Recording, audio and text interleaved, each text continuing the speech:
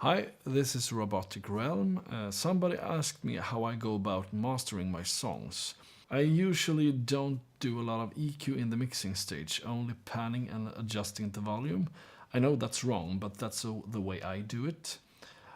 You could say, save my mix in the mastering stage, and when I mix down, I leave around 6 dB of headroom for the mastering process. I use three free plugins from a guy called Vladislav Goncharov.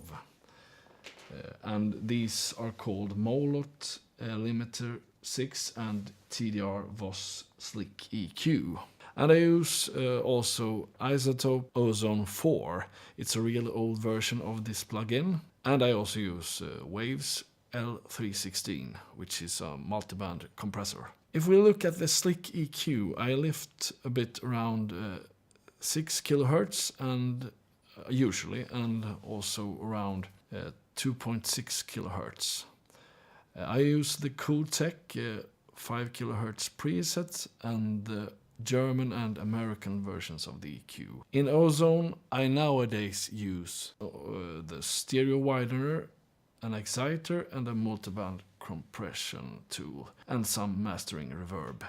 Before I also used the EQ on this one, but not anymore. Then I use the L316 multiband compressor, and I usually find a preset that I like and then I tweak it until it sounds the way I want it.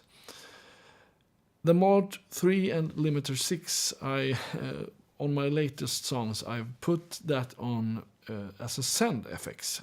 That's not the way you are to do it, actually. But I use the pre-master preset on Mod and the Master 3 preset on Limiter 6. And since I don't know what I'm doing when it comes to these plugins or mastering, in general, I use my ears to tweak things until I like it.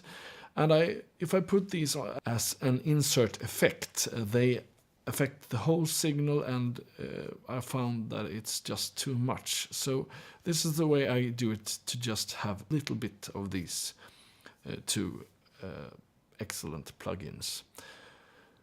So that's the way I master my tracks. There are far more better videos on this subject where pros teach you how to do things properly.